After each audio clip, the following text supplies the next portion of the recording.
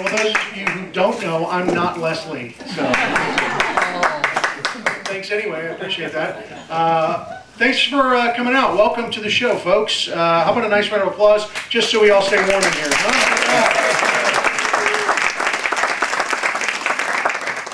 Like I said, thanks for coming out. My name is Dave McCorney. I am the host of WestSide Stories, which is, and I only mention that because that's where I first met Leslie. That's a storytelling show that we do right here on this very stage, or not this stage, we're in a different stage.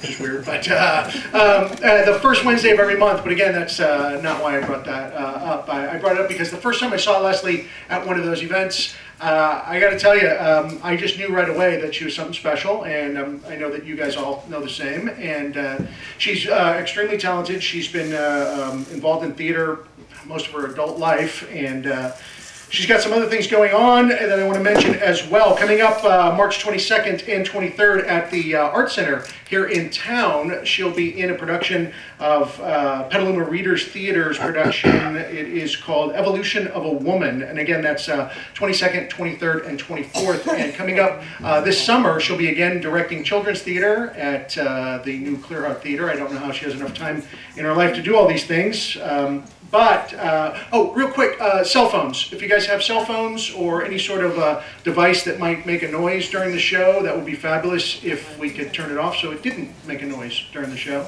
That'd be great. Also, let's see. I mentioned that, a couple other things.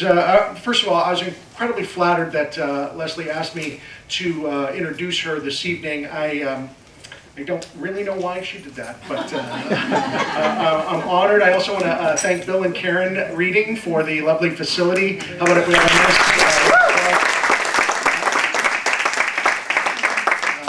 great space that we use once a month for WestSide Stories. I don't know if I mentioned that or not.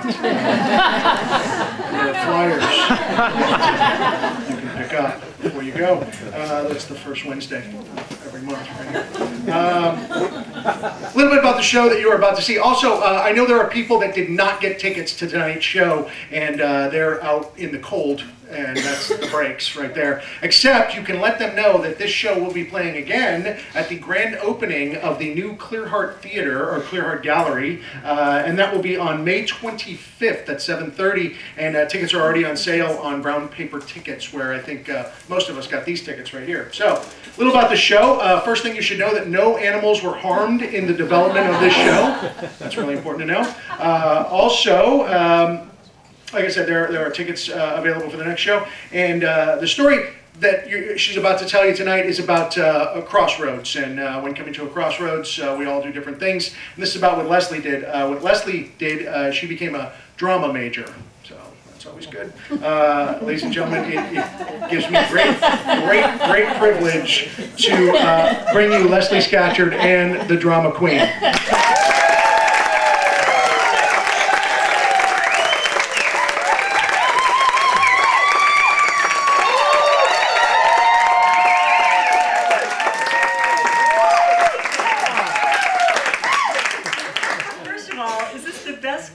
Of people in one room I've ever had.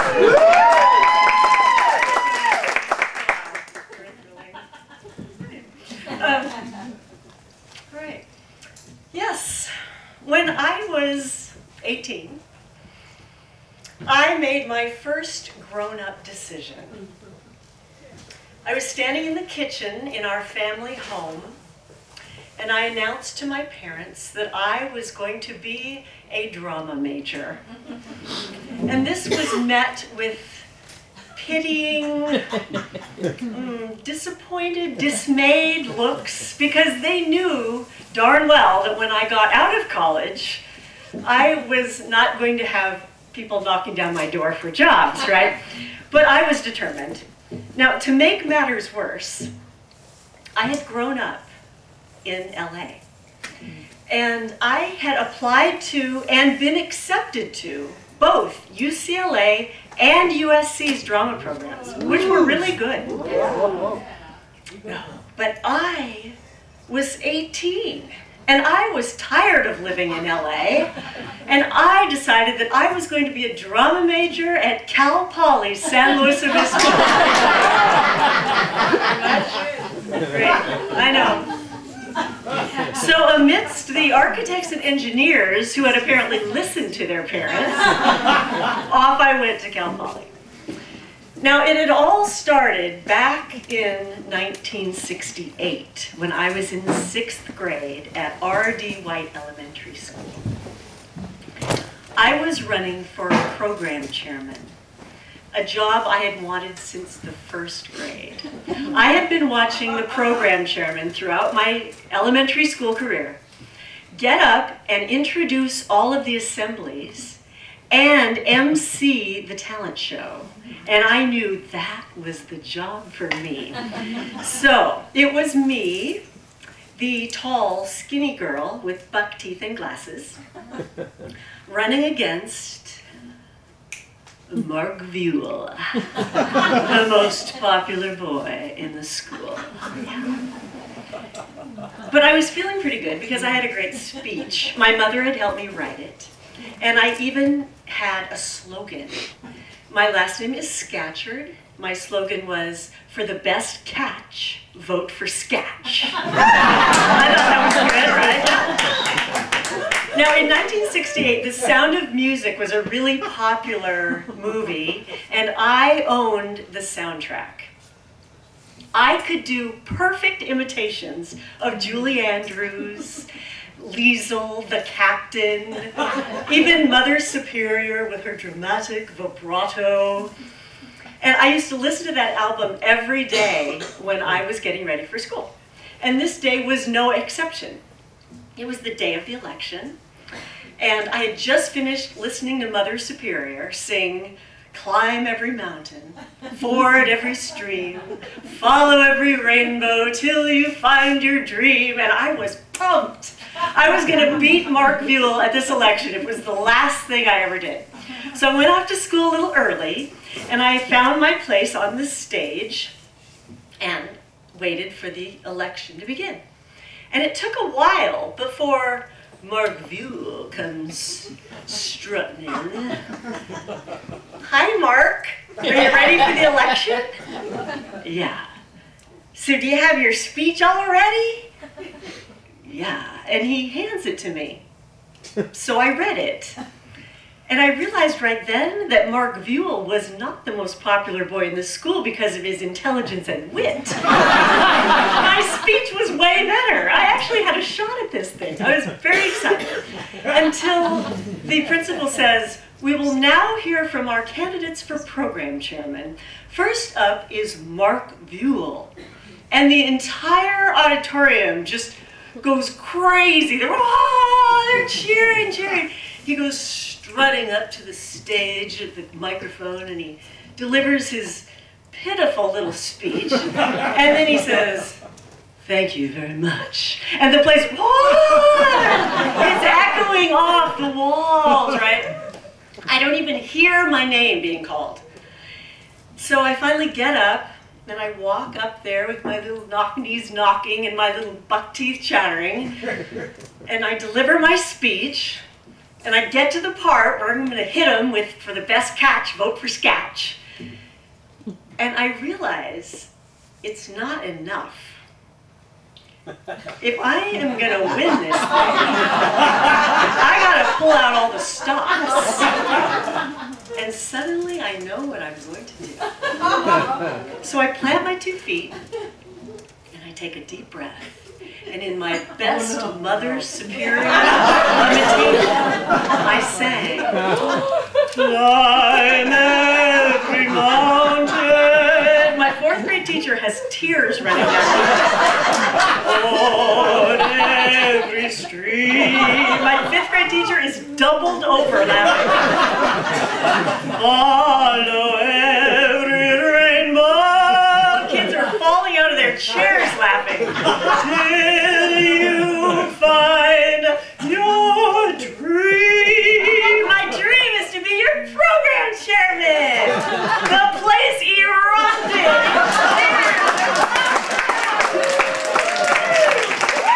Oh yeah, it was great. I turned around, I strutted back to my chair, and look at Mark Buell. Yeah, I sat down. We We ended up tying the election. Mark Buell and I were co-chairmen for the year. He looked really good and I did all the work. And it wasn't until years later that I realized there was no way we tied that election. Some kind soul in that school saw the tall, skinny girl in black teeth and glasses go up against the big boys and give it all she had, and they rewarded me for that. And the experience of that election changed my life. It set me on a course of performing that's basically led me right here. And being co-chair with Mark Buell, the most popular boy in the school, that was just icing on the cake.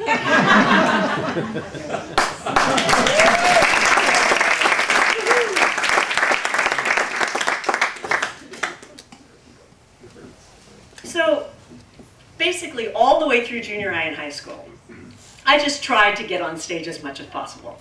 I was in plays and talent shows and in the chorus and all the rest. But it wasn't until I graduated from high school that I was cast in my first real play with real actors and a real director. Those actors were so worldly and sophisticated. I was the youngest one in the cast. I was the only one in the cast who didn't smoke, who didn't drink. Let's just say I was inexperienced in all ways of the world. And I wanted to impress them so much. Mostly though, I just didn't want them to know how unworldly and unexperienced I was. I had my work cut out for me. So Kirk Bowman, the director, decided that we needed to all meet for dinner before the rehearsal process started to discuss the project, which I thought was great. So he made a reservation at a trendy little Italian joint in Burbank by the studios. So I know. And so we went, and he announces when we're all there that he is going to order everyone escargot to share as an appetizer. And he turns to me and he says, "Leslie, do you like that?" I said, "Like it? I love it." And in fact, I had no idea what it was. I had heard of escargot before, but I had no shot. So when they bring the plates out, I look at it and look at it, and I'm thinking, this looks like snails to me. But everyone else at the table was like, oh my God, these are fabulous. And they did smell really good, all garlicky and buttery and everything. So I thought, all right, I guess I can do this. So I kind of furtively look around the table to see how everyone else is eating them. Figured it out. So I take one on my plate, pop it in my mouth, take that first bite, and nothing had prepared me for the texture. I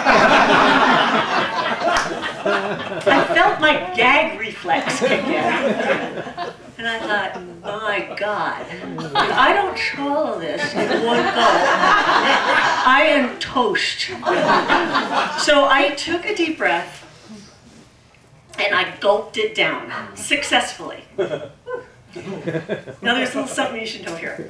I had braces from the time I was 9 years old, and when they finally took them off, they left this, what they called a permanent retainer, which was a bar that they installed behind my back bottom teeth down here, okay? So I couldn't take it out. So I had successfully swallowed the escargot, and then my tongue discovers something is stuck in my bottom retainer. And then I realize what I think it is. And I guess my face betrayed me because Kirk looks over and he says, "Leslie, are you okay?" And I go, "No, I got this thing stuck in my antenna." And he says, "What?" And I go, "The antenna is stuck in my antenna."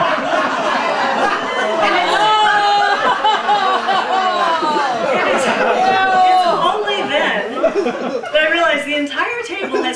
stopped. They're all looking at me, and there's this moment of silence, and then they all just burst out laughing. And I'm sitting there with all these people I wanted to impress. And I realized my cool cover is blown. And I wanted to cry. I was just on the brink. And then I looked at their faces, and I saw kindness in their eyes. And so I started to laugh as well. And I realized that they rather liked my naivete. In fact, this became a symbol of my naivete throughout the run of the show. Yes. And it was a good lesson for me, because I realized that all I really needed to do was just be myself. And most people would like me just fine.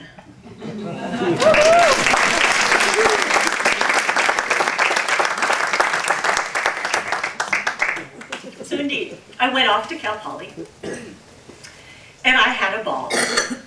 And as predicted, when I got out, there were really no jobs for me. But I had a couple of jobs that I didn't really like them much. And then I landed in this great job working at a deli. My parents were so proud. Oh my gosh.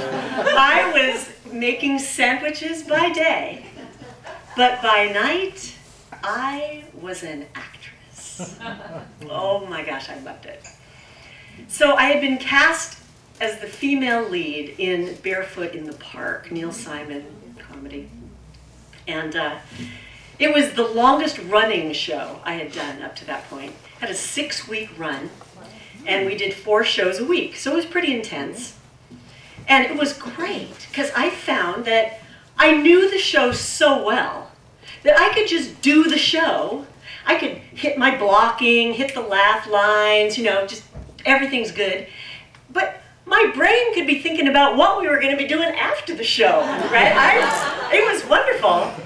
I don't really recommend that to any of you, because here we were one night, and Gary was the guy who was cast as my husband, Paul, and we're in the fight scene, which comes right before intermission. We're in the middle of the scene, we're going back and forth, I'm out here thinking, woo, whatever we're going to do, and Gary throws me the wrong line, which snaps me out of my reverie, and I realize I have no idea where we are. So I ad-libbed a line back to him, and I don't know if he was lost before, and that's why he gave me a bad line, or if my line threw him off, but we were both utterly lost. So we are doing this fight scene, and we're ad-libbing back and forth. And in my brain, I am frantically flipping pages of the script, like, where are we? Give me a line. I had nothing. So he finally walks up to the bedroom door that goes off stage, and he says, "That's it, I'm going to bed." And he leaves the stage. Leaving me on stage alone in front of 200 people with nothing to say. And I'm like, so I grab the pillow and I'm punching the pillow and straightening, you know, and I'm muttering about this husband of mine that's gone to bed, and I'm really pissed off at Gary for leaving me out here on the stage. And so finally I say, "Get back out here." And from backstage he says, "Why?" So I said, "We are having a fight. You can't go to bed." At which point he comes walking back out, throws me a line I know. I pick up a line, we go, we finish the scene, it's intermission, I walk off stage. I'm like, what the hell was that?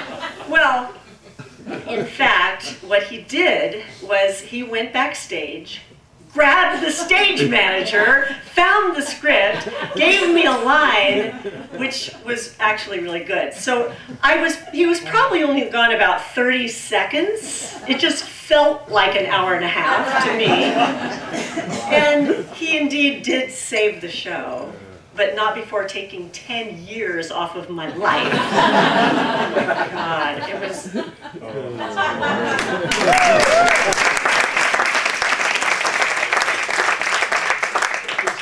So I did a lot of theater in that time, and I did really enjoy it. However, my career wasn't exactly on fire, and 30 was looming, and I knew I needed to get my life together. So I went back to school, and I got my elementary teaching credential, which was something I'd had in the back of my mind for a while. And in a year and a half, I had it, and I was hitting the pavement trying to get a job. And so I had interviewed all summer at different schools, but I hadn't had any job offers yet. And by Labor Day, my then husband and I were just worn out. We needed a break, so we decided we were gonna just go up, get out of town, go up to the lake and go camping for the Labor Day weekend, which we did. And we were there for about 24 hours when the ranger comes down to our tent and says, "Leslie Scatcherd?" "Yes." "You have a phone call." And I'm like, "Oh God, who died?" Because why else do you get a phone call in the middle of nowhere, right? So I run up there, and it's my mother on the phone. And she says, "Jeannie Flint called from Cerritos Elementary School, and she wants to talk to you about a job." Yes, I had interviewed with Jeannie. So this was really good news. So I call her back from the pay phone at the campsite, and she says, "Leslie, great. Yes, I have a 5th grade bilingual classroom position. I'd love to hire you, but you'll need to interview with the head of bilingual ed." And I said, "Yeah, great, no problem." She says, "Okay, well," she said, "I know it's a long weekend, but is there any way you can come in on Monday morning?" And I said, "Yeah, sure, no problem." I didn't tell her I'm 100 miles away in a campsite, but yes, I can. So then we're just about to hang up, and she says, "Oh, by the way, the interview will be in Spanish. Is that fine?" This is the moment where all those years of acting training came in. I said, "No problem at all. That's great." Hang up the phone. So let me tell you about my Spanish. I had had 5 years of Spanish in school, but I had not spoken Spanish in 10 years. So it was a little rusty. And I basically had 24 hours to knock all the cobwebs off my Spanish. So we're throwing everything in the car, we're hurtling down the mountain, and I am trying to remember all those dialogues from first-year Spanish. "Mira, María, allí está Jorge. Hola, Jorge, ¿qué tal?" Well, that's not going to cut it. So I got home, and I thought, okay, I need to get pragmatic here. What do they ask you in an interview? I figured they ask you to tell about yourself, right? So I busted out the English-Spanish dictionary. I looked up vocabulary, tenses, conjugations, and I wrote an answer. And like the good drama major I was, I memorized it like it was a monologue. And I had a little more time, so I thought, well, what else will they ask? Well, it's a bilingual job, so they might ask me something about bilingual education. So again, I took out my textbooks, and I'm looking up all this stuff. I'm quoting studies and statistics and all that, and then I'm throwing in a little humor here and there, translate the whole thing, memorize it. By then, you know, the cobwebs were kind of clearing out. I was feeling good. It was time to go. So I walk into the interview, and here's Mrs. Flint, and here's the head of bilingual education, and she greets me in Spanish. We sit down, and in Spanish, she asks me to tell a little about myself. Okay. So I rattle off this fabulous answer, and she's like, whoa, you know, it sounded smooth and fluent. It was good. So then she says to me, "Leslie, bilingual education is a very controversial subject can you tell us your views on bilingual education? And I thought, there is no way I'm this lucky. So I had her repeat the question, and indeed I was that lucky. So I launch into my second answer. My God, I have pearls of Spanish wisdom dropping from my tongue. And then I have my little humor, and I'm laughing with their together. It was fabulous.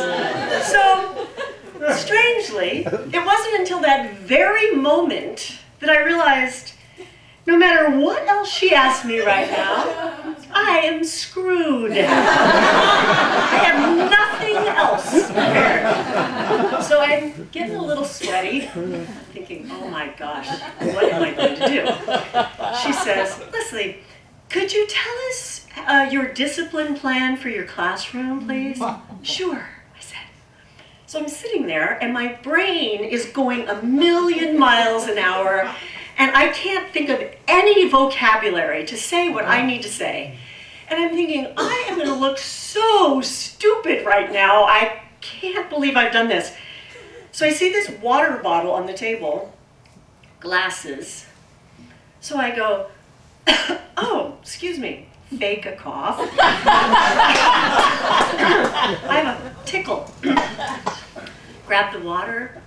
I'm sipping the water very slowly while my brain is spinning. I'm completely panicked. I'm thinking I am just going to embarrass myself big time right here. And for whatever reason, she says, you know, Mrs. Flint, I don't think we need to go on with this interview. Leslie's obviously fluent. She says, oh, that's what I was thinking. Leslie, congratulations. We'd like to hire you.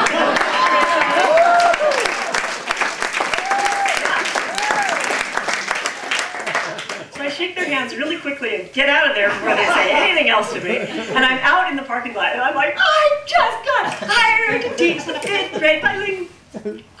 What? I am going to teach a 5th grade bilingual classroom? Now what am I supposed to do? Oh my gosh, so total panic mode till the next morning when Mrs. Flint calls me back and says, well, we got you out of there so fast, I didn't tell you that you're going to have a full-time aide in your classroom because you don't have your full bilingual credential. Good to know. So school started the next week. And so first day, in walk my 32 little charges that I very fondly refer to as my fresh off the boaters. They gave me all of the kids who spoke no English. I had 7 languages in there. I had Spanish, Tagalog, Chinese, Armenian, just on and on. And it was great because in terms of discipline, they couldn't talk to each other. So it was really very quiet in there. And they were like sponges. I mean, they loved it. They wanted to learn. Everything I threw at them, they just took it in. We had a great time. And I learned how to decipher these crazy accents too. I could understand everything they said in their garbled little various accents. And one time, I was out at yard duty with my dear friend, Miss Paris, and she was a veteran teacher. She's here tonight, actually. And so we're standing out there, and this little Armenian girl runs up, and she says, Miss Scatcherd, and she tells me this whole story about this boy at the tetherball and what he's been doing and what should I do. And so I answered her, told her what she needed to go do, and she runs off. And Miss Paris looks at me and she says, very quizzically, when did you learn to understand Armenian? And I looked at her, I'm like, that's not Armenian, that was English. I had a good laugh on that. Anyway, it was a great group, and when it got to be May, I thought it would be a wonderful idea to have them write skits with a partner to practice their conversational English skills. And so I gave the assignment, they wrote their skits, And they turned them in. I corrected them and then gave them back to them to memorize. And I went to Mrs. Flint and told her we were going to do this, and I wanted to reserve the auditorium so they could do it on the stage with the curtain and the whole deal. And she was so excited. She says, "Oh my gosh, that's the very day that Dr. Bob, the superintendent of schools for the district, is coming for the annual walkthrough, and he loves stuff like this, so for sure he'll want to come." Okay, good. So I go off, I tell the kids we're going to have some very special visitors, and it's great, they were thrilled. So the day comes, and the kids are up there, we're going through the skits. And when it was Francisco and Adriana's turn, I heard the door open in the back, and in came Mrs. Flint and Dr. Bob. They sat in the back row. So Francisco and Adriana are doing their little skit up there, and to be quite truthful, I didn't really remember their script being quite what they were doing up there. But I thought, well, I've read 16 of these things, so, I could have forgotten. But it starts to get a little weird, and we're going along, and then finally they drop the bomb. Francisco says, "Marry me, Adriana." And she says, "I can't marry you. I'm pregnant with another man's baby." Oh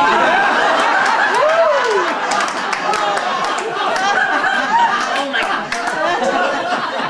So I hear a gasp from the back of the room.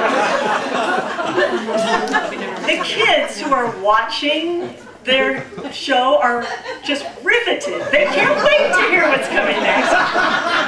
I am in this weird slow-mo trying to get up there to stop whatever is coming next. And I guess the kid on the curtain figured it out because he's slowly crawling up the scene.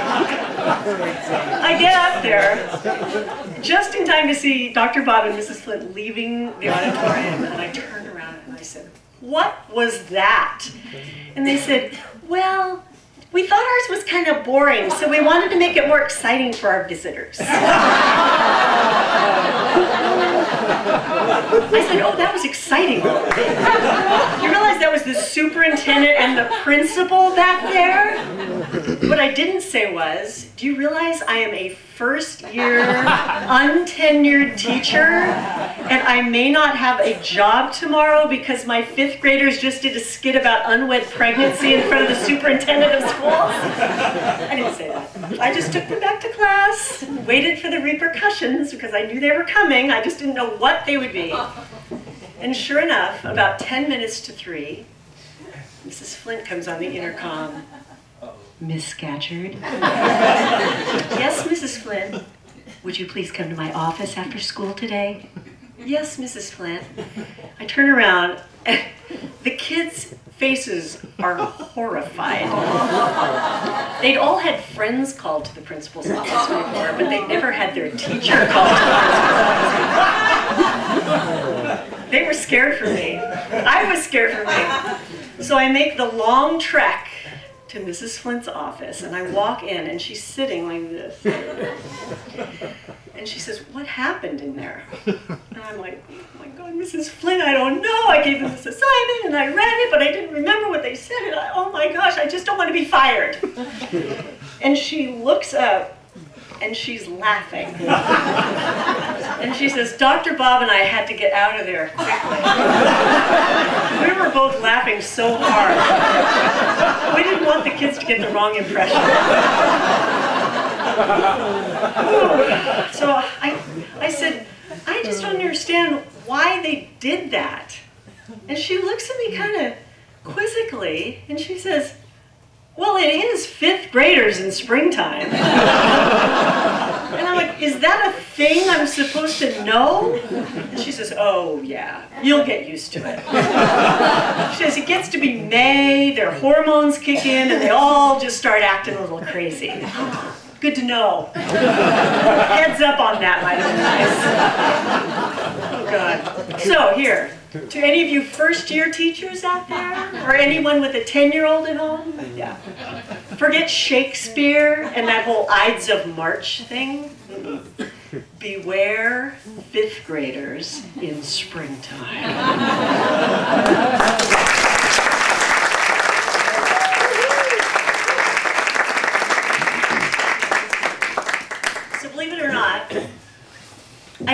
continue to do theater with my students after that, just never in May again. I changed schools, I changed school districts, and I ended up in a school where I was teaching on a year-round schedule. I was teaching July, August, and September. Really hard time to get the kids motivated to do anything. So I thought that would be a really good time to do a play.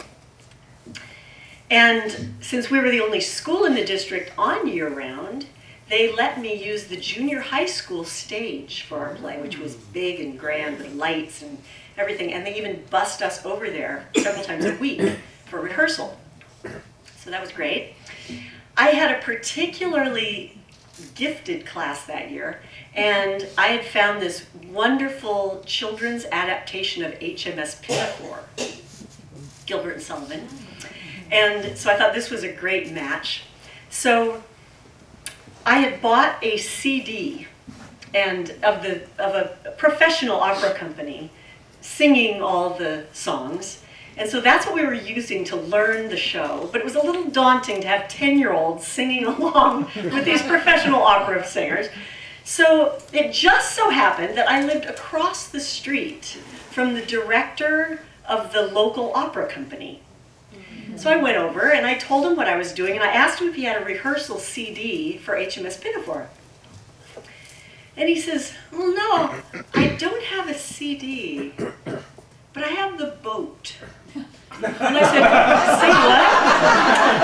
And he says, yeah, I have the ship we used. Would you like to borrow that?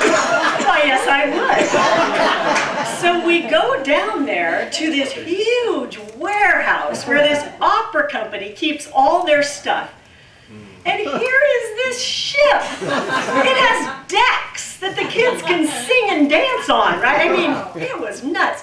So we load this ship on this trailer, and we haul it all the way across town to the next town where I am teaching, and we load it up onto the stage. And, oh my gosh, I mean, it's fabulous. I can't wait for the next day when the kids are going to come and see this boat, right? So next day, kids come to rehearsal, they walk in, their eyes pop out of their heads. I mean, they can't believe it. I'm like, yes! You can get up on it. Yes, dance. You know, and they were just, oh, they thought it was so great. Totally raised the bar. Suddenly, they were learning their lines, they're learning their songs. I'm teaching them difficult choreography, and they're doing it, and they're dancing, boys and girls together, which if you know fifth graders, that does not happen, right? So they were totally into it. The parents got into it. They're making costumes, painting the sets, everything's good. It's my job to get 15 sailor shirts, uniforms for the boys' costumes. So I went to the Army-Navy surplus store. Go in, no problem. There are racks of those white, classic Navy, you know, uniform shirts. And they have the hats, but I have zero budget. So I go up to the gal, I told her what I was doing. I told her about the boat. And she got so excited that she says, well, I want to be part of this. What if I rent you the costumes for $1 a kid? Done, I said. So I get 15 shirts and hats, take them to school, put them on those boys. They were thrilled. I mean, they were so cute. And I said, if you want to go back, you can get the sailor pants too for $1, and some of them even did that. They looked sharp, man. They were into it. So we did that show, and it was amazing. It turned out so well. And what I found out from that were the benefits of doing children's theater at that level. Those kids, I mean, their confidence level soared. Their reading skills improved. They had this teamwork within that class that lasted the entire year. They were so proud to be in Miss Scatcherd's class. Everybody in the school knew them because they'd seen the show, and they were like celebrities. And I knew from that moment on that I wanted to do children's theater at that kind of level. So I did one more year at that school, and I did do an equally grand production of The Wizard of Oz. And then I decided I was going to take what was supposed to be a one-year sabbatical, and I was going to spend that year doing children's theater. Well, we had a second house up in the Sierra foothills, up by Yosemite, in this tiny little town called Greeley Hill. So I decide that I'm going to do children's theater in Greeley Hill. I hadn't spent a lot of time there at that point.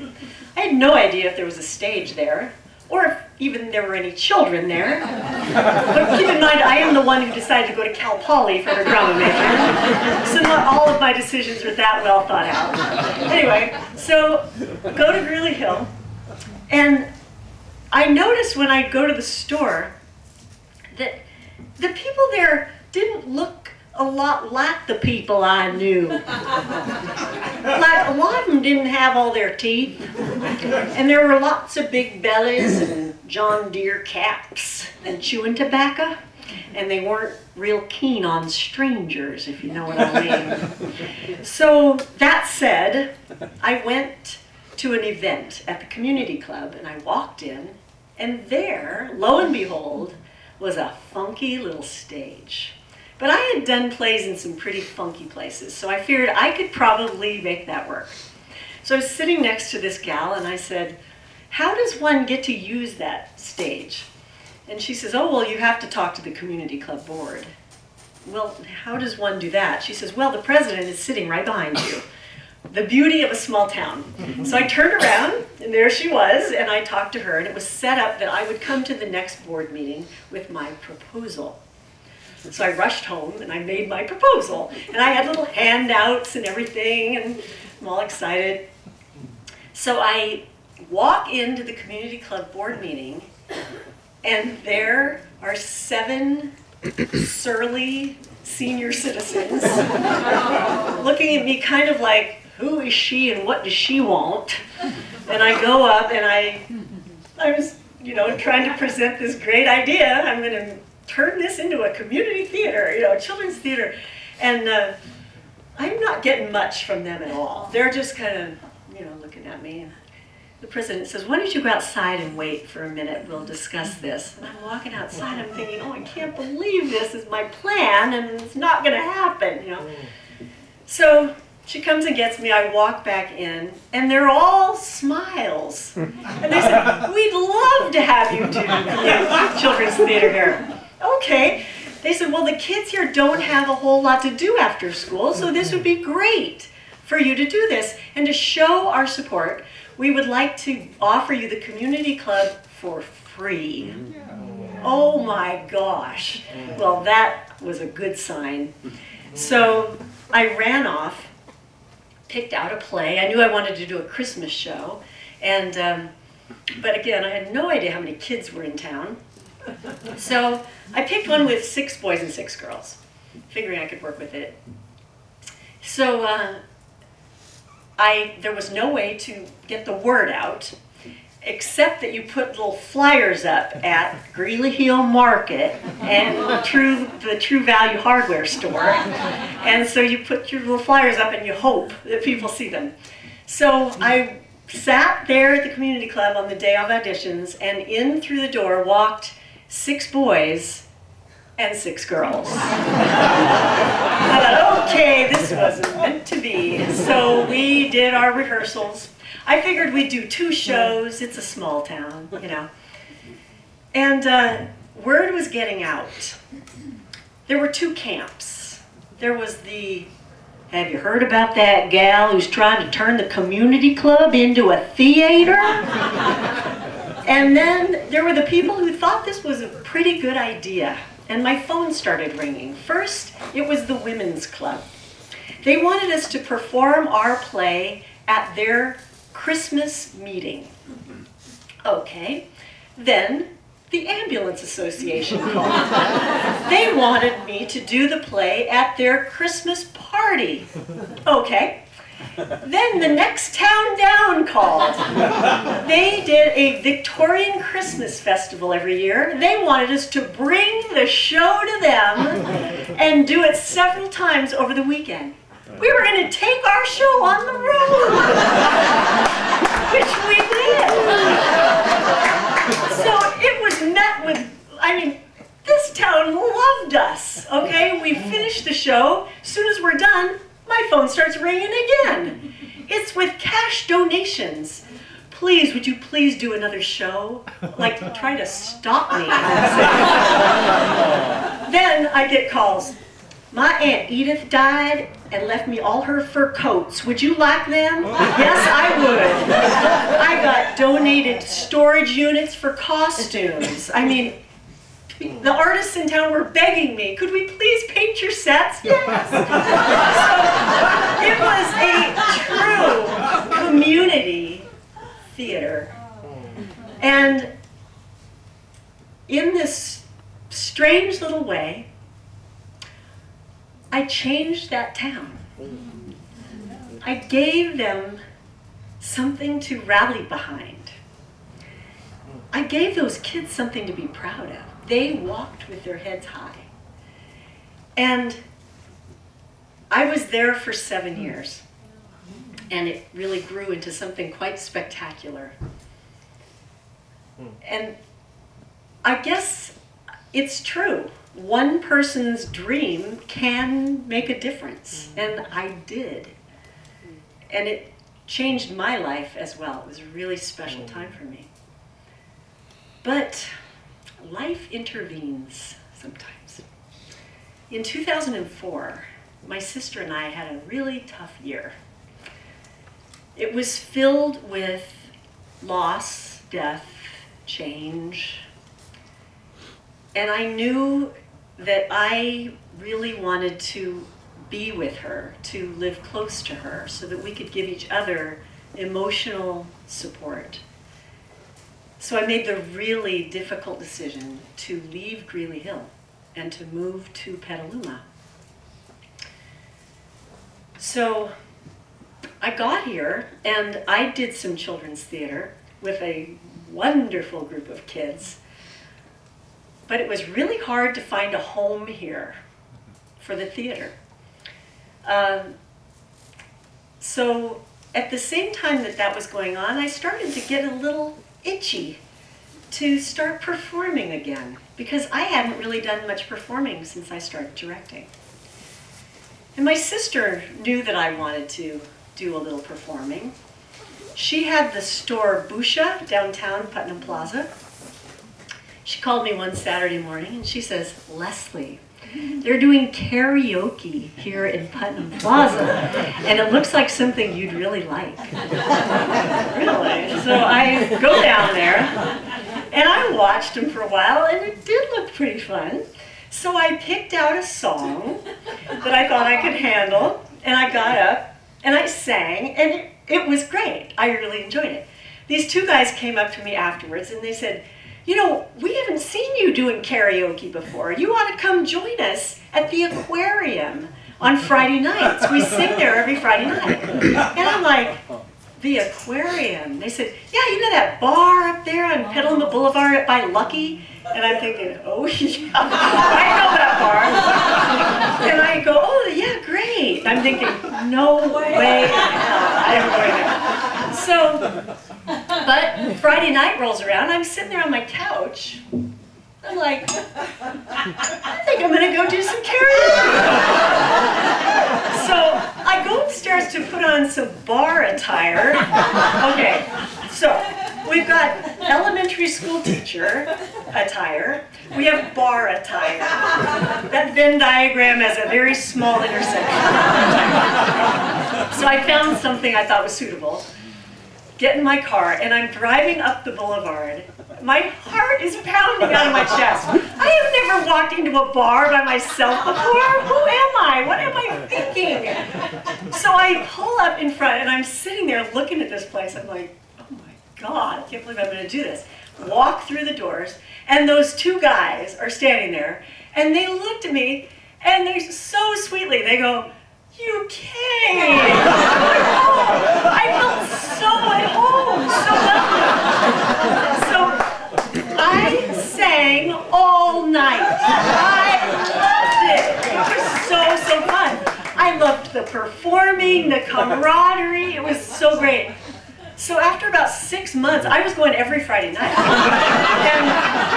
And so 6 months in, I start hearing this little rumor about a national karaoke contest. That sounds fun. What they do is they have like competitions at the bars, and then those winners go to the next level, and you end up for the finals in Vegas. I knew that was well out of my league, but I thought it sounded kind of fun, and I happened to be at the bar the night of the country western contest. So I thought, okay, I'm going to give this a try. So I picked a song that I thought would give me courage, you know, and I wanted something upbeat that the audience would get behind. So I picked a song called I Feel Lucky by Mary Chapin Carpenter. It goes, I feel lucky, oh, I feel lucky, yeah. You know, you can really get into it. So that's what I was going to sing. I put my name in, and I'm watching everybody that's going ahead of me, and I realized that the ones who are getting the best, you know, feedback from the audience are the ones that leave the stage with the mic and like walk around the room with their, so I'm like, okay, so I'm kind of planning where I'm going to go, you know, scoping it out. I get up, it's my turn to sing, and I start singing, and the audience is with me, you know, everybody's yeah. So I get over, I'm kind of near the bar, and I see an empty bar stool, and there's a guy sitting next to the bar stool. So I'm singing along, and I get right up, and I get to the part in the song where she's in the bar, and she sings, Dwight Yoakam's in the corner trying to catch my eye. Lyle Lovett's right beside me with his hand upon my thigh. So I make a beeline for this bar stool. I slide in there right for the hand upon my thigh part, and I take my hand and I run it up this guy's leg. The whole place is screaming. Everybody loves it, except the guy. He is stiff as a board. He's looking straight ahead. He is not giving me anything, which makes the audience go crazy. So I give the guy a little wink, and I get up and I move on. I finish the song. At the end of that night, everyone voted, and I won. Not so much for my vocals, but I think for my guts, for running my hand up the guy's leg, honestly. But I was petrified to go to the next level. These people that do karaoke, they're good. I had no business at that next level. Went to that next level competition and choked. Oh my God, choked. So I knew then that karaoke was a good hobby to have on an occasional Friday night, but it was not going to be my main venue of performing. And it was right around that time that I ran into Dave Picorni and WestSide Stories. So Dave Picorni and his wife Juliet had gone to New York City, and they went to the Moth. The Moth is a well-known storytelling venue in New York where they do 5-minute true stories on a theme. And they went and thought, oh, Petaluma needs this, right? So they brought the whole model back here. And I think I started going the second month, and I fell in love with it instantly. So when John and I were planning our trip to New York, we knew we had to go to the Moth. So I looked online, and they were actually going to be doing the Story Slam the very week we were going to be there, which was great. And I saw that the theme was Rebound. And I didn't really have a story for Rebound, but we didn't care. We were going anyway. Found out that we needed to get there an hour ahead of time to get a seat. If you wanted to get a seat, you had to get there early. Okay, so we get to New York, and we get on the subway, We find our way to the moth. It's January. It's 19 degrees. It was freezing cold. So we get to the moth. There's this huge line. We get in line, and we wait there for an hour outside. I was numb to my knees at the end of the hour, literally numb to my knees. So right before they're going to let us in, they passed out the little white slips of paper, just like Dave does at WestSide Stories. And they give you the topic, and then you write 1 or 2 lines that the MC can read in between stories. It's kind of a filler. But when I got the slip of paper, it didn't say rebound. They had rephrased it to tell about a time you came back from a difficult situation.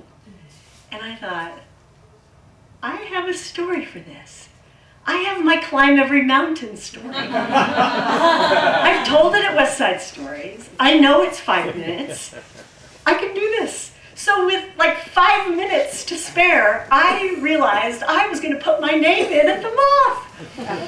Which I did. Put my name in, bunk. So we walk in, we got ourselves a seat, which was amazing, because most people were sitting on the floor between the tables, or they're lined up shoulder to shoulder in the walkway by the bar. It's not a walkway anymore. They're just solid people. 350 people, they cram into this place. And they draw 10 names to tell stories. So I figured, very long chance of getting picked. So we're there, and the first 3 storytellers go, and they are solid.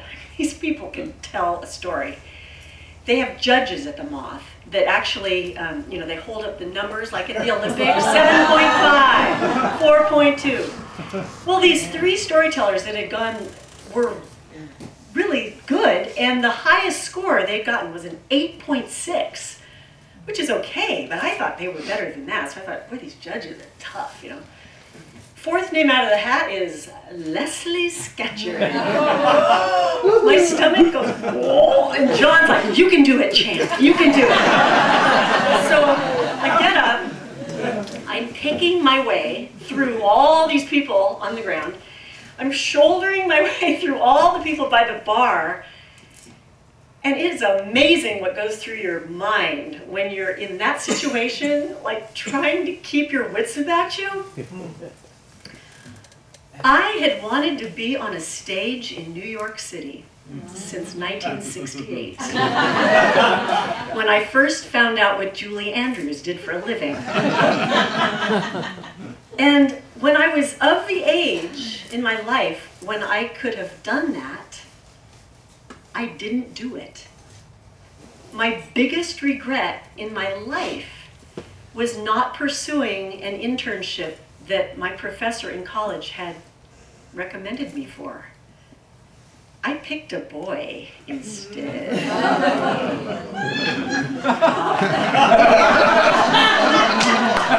So here I am, walking up to the stage at the Moth. It didn't look like a Broadway stage, but I didn't care. This was wonderful.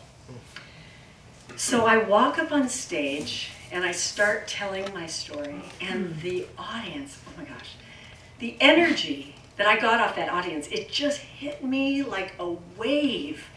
They were so with me.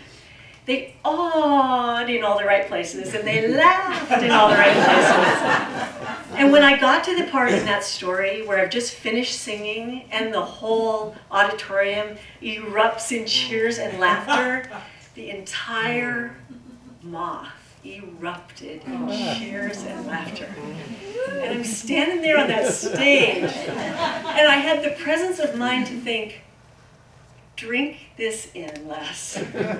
You are on the stage at the Moth, and you have 350 people in the palm of your hand. Yes, it was such a moment for me. Oh my God. So I finished up to great applause and went back to my seat. And then it was time for my scores. So the first score was an 8.6, so I was even with everyone else, good. My second score, 8.7.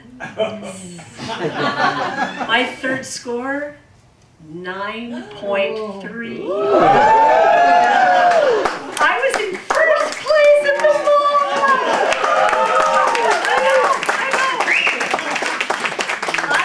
Intermission in first place. That's right. I did not win the night. Oh no. But are you kidding me? Oh, I took the biggest gift away from that night. It was a lifetime experience, I'll tell you what. Oh God. So we're walking back to the subway, John and I, and we get on and there's a gal sitting across and she looks up and she says, "Excuse me, but did you tell a story at the Moth tonight? I loved your story." And I said, "Yes, I did. Thank you very much." And I turned to John and I go, "That's right." They're recognizing me on the subways of New York City. And when I'm talking to my students who get to those crossroads in their lives, I always tell them the same thing, much to the dismay of their parents often. But I say to them, follow your heart. Do what you love. It won't disappoint you. And it will give you one hell of a ride. Thank you for that.